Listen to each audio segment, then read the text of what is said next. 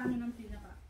Kira-kira itu dulu, Pak, yang bisa saya sampaikan kepada Bapak Abednego Tarigan dan juga kepada Bapak Bupati Simalungun untuk Pak memperhatikan kami masyarakatmu ini, Pak.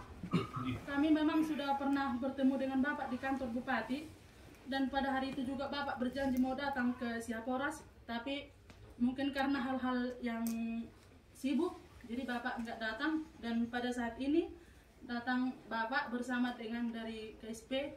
Tolonglah Pak, dengarkan kami masyarakat Siaporas ini, keluhan kami, lindungi kami Pak sebagai masyarakatmu agar kami bisa sejahtera Pak.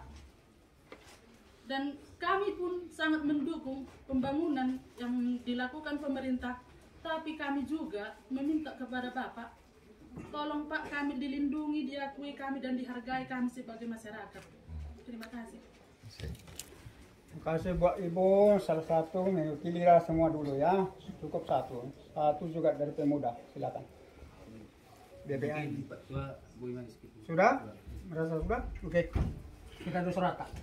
Oke. Sebagai perwakilan juga dari kaum bapak, kami sudah sepakat, saya sendiri. Mari kita tetap mengucapkan puji dan syukur kepada Tuhan Yang Maha Kuasa, karena atas kuasanya lah kita bisa sehat dan bisa bertemu di tempat kita ini, di rumah adat kita ini. Terima kasih terutama kepada Bapak KSP Abednego Tarigan. Saya sangat senang Bapak datang kemari. Sudah 2 kali kita ketemu di istana, tapi untuk bertemu di tempat ini baru kali ini. Kami sangat suka kita sekali. Dan harapan kami dengan adanya Bapak turun ke lapangan, kami yakin, saya yakin bahwa Tuhan sudah bekerja menunjukkan keadilan. Dan kami berharap inilah titik awal pengakuan masyarakat adat Siaporas. Menurut kami Pak ya, semoga begitu juga di pihak Bapak. Untuk itu kami ucapkan kepada Bapak dengan jajaran dari KSP. Juga Pak Bupati, sekali saya bilang bisa panggil tulang karena opung kami Bursinaga, anggi buru saya juga Bursinaga, jadi artinya sudah berlapis hula-hula kami secara ini ya, adat Batak. Kami sangat, karena tulang itu di atas taraf kami lah itu. Jadi terima kasih tulang, melihat Pak Bupati mengaruham itu tempat nami. Tapi ngadi singgung inang, kita sudah pernah memang ketemu di sana, tapi mungkin masih banyak tugas yang lebih repot daripada Siaporas. Bagusan ini dulu, mungkin menurut Bapak seperti itu, maka baru sekarang bisa ke Siaporas. Terima kasih. Itu mungkin juga atas kerjasamanya dengan Pak Abednego. Sedikit saya tambahkan, karena kami sering mendengar di Simalungun tidak ada tanah adat, kami merasa sedih juga itu. Tahun 1800 sebelum kami berangkat dari Samosir ke Siaporas, pertama sekali dia nyampe di Dolok Mauli. Setelah nyampe di Dolok Mauli, ditelusuri ke atas, ternyata ada sebidang tanah yang tidak pernah dijamah siapapun. Melihat ini dia merasa senang hatinya. Kemarilah aku pindah dari Samosir biar saya bertempat tinggal di sini. Siapa yang mau saya tanya di mana batas-batasnya ini? Ternyata ada Tuan Sipolha. Lalu ditemui Tuan Sipolha. Kebetulan Tuan Sipolha ini marga Manik. Kami marga Ambarita. Jadi kalau Ambarita ke Manik harus panggil abang. Setelah bertarompo, tanya marga, ternyata abang dia. Abang, saya melihat ada sebidang tanah di atas. Karena Sipolha itu agak di bawah Pak, dekat danau. Di atas sana ada sebidang tanah Pak. Abang, saya punya niat lo tertarik untuk buat kampung situ. Dan sudah beberapa lama aku di sini. Jadi datang Tuan Sipolha, ya baguslah itu. Kok masih ada situ. Tapi Bang, mari kita buat sekarang batas-batas Bang. Karena nanti saya punya anak, Bapak juga punya anak atau keturunan, supaya anak kita tidak saling menerobot. Mari kita buat batas. Lalu 2 batas, ada namanya sana Buah Mabar. Lalu diarahkan Tuan Sipolha, opung kami ke Raja Siantar. Ini hanya sebatas dari sini. Ke bawah ada lagi Raja Siantar katanya. Ini cerita ini Pak ya. Nah, tapi cerita ini bisa kami yakini.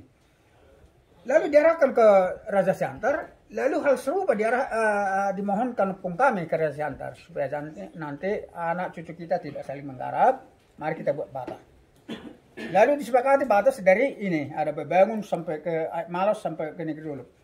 Lalu Raja Siantar juga mengarahkan karena masih ada lagi sebelah timur yaitu Raja Tanah Jawa Margasinaga. Dihadirkan juga ini.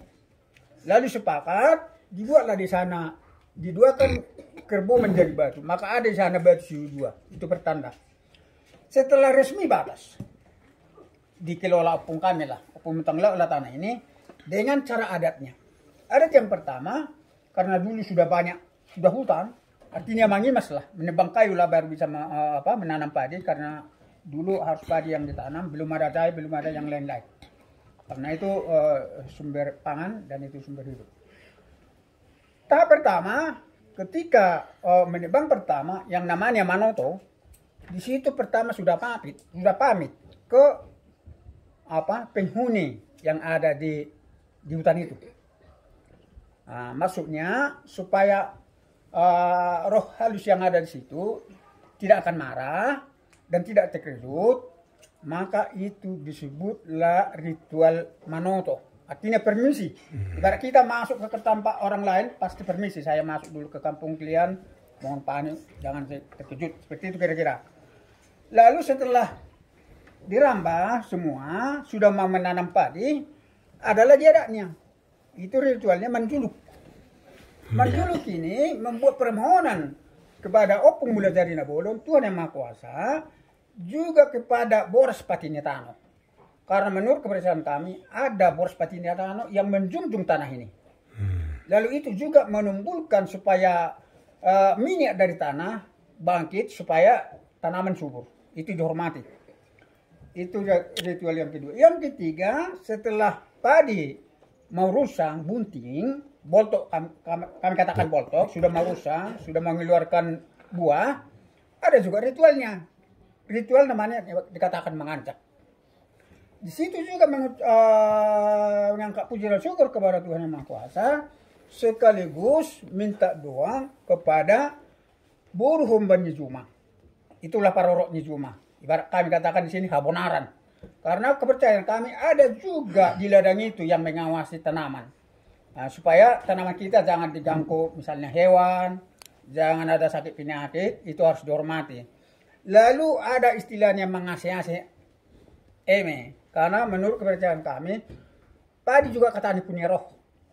Jadi mengasih-asih tidak dibujuk.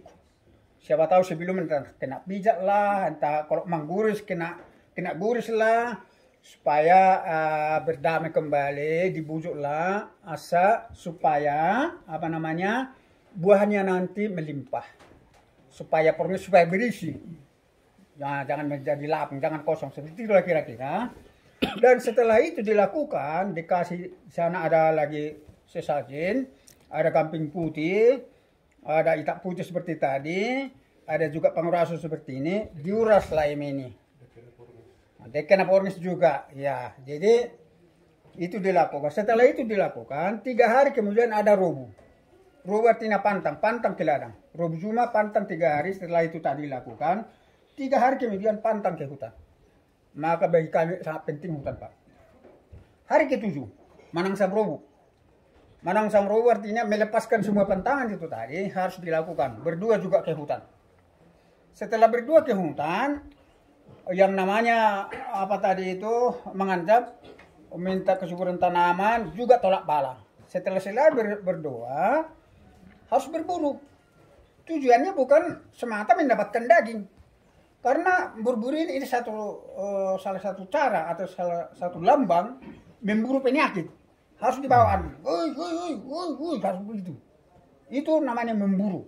Jadi maka dikatakan kalau mengancam itu banyak tujuannya, meminta kesuburan tanaman sekaligus tolak bala. Lalu keempatnya, setelah ini sudah mau panen, lebih dulu diambil, kalau kami bilang pitung godo, pitu genggam yang diketam itu harus disimpan dulu ke dalam satu bakul tempat, harus juga ditempatkan di tempat yang bersih. Kami bilang parah-parah. Ditaruh di situ, setelah panen semua, yang pertama itu tadi ditumbuklah, Kami bilang di sini seperti tadi ada kita, ada lagi katanya tiba-tiba di Porsia sering itu ada dijual tiba-tiba yang ditumbuk pendek-pendek gitu, lalu dimasak nasi.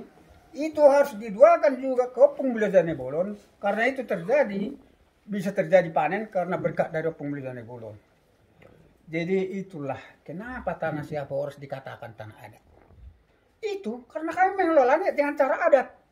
Tidak ada istilahnya mau mengarahkan suku Simalungun harus seperti kami, tidak. Karena tadi di tempat yang sudah disepakati batas-batas, di situ kami lakukan adat kami. Jadi banyak ocehan bagi kami.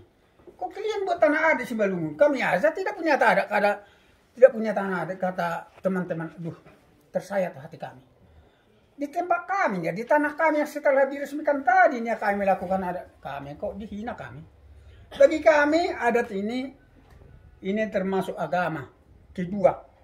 Kami memang beragama Kristen, tapi ini juga tidak bisa kami lepaskan.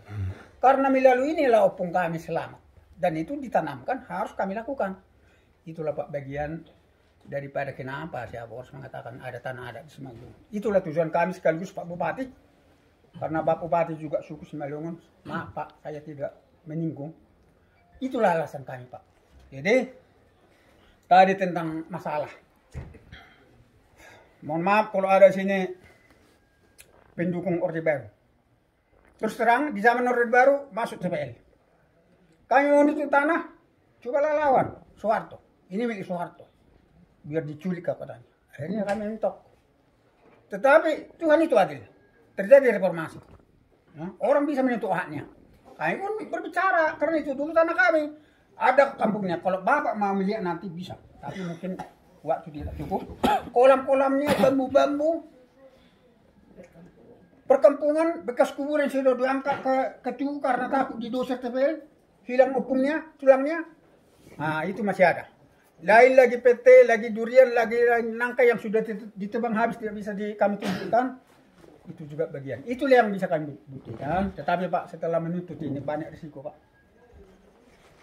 Turunlah DPRD tahun 2000 ke lapangan. Betul enggak ini tanah Siaporas ini sesuai yang permohonan mereka? Ada enggak kuburan arwah dan lain sebagainya. Akhirnya turun. Setelah ditelusuri, ada dari Bupati, ada dari BPN, juga dari TPL. Dari masyarakat menyaksikan di lapangan bahwa benar itu. Lalu dibuat DPRD waktu zamannya Syekh Midun Saragi.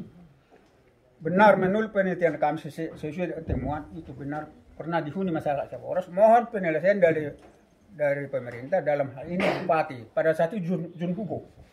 Lalu kami bawa rekomendasi ke Jun Hugo. Hanya pada saat itu mungkin inilah berubah undang-undang peraturan. Menurut Jun Hugo harus ke pusat. Itu pun kalau masyarakat mau 150 hektar, saya punya wewenang. Jadi yang kami tuntut ini Pak sebenarnya semua 2000 hektar. 50 atau 49, tetapi yang menjadi masalah 1.500 yang masuk konsesi ke TPL. Jadi pada saat itu 1.500, Jun Hugo mengatakan 150, aduh terlalu sedikit Pak Bupati. Jadi maunya ya maunya semua lah Pak Bupati. Kan sedikitnya itu kami bilang. Kalau mau semua silakan ke pusat. Karena yang masukkan tanah Siaporas ke hutan negara bukan dari kabupaten, dari pusat silakan ke pusat menteri. Akhirnya pendekatan ketemu dengan Bu Menteri 2018.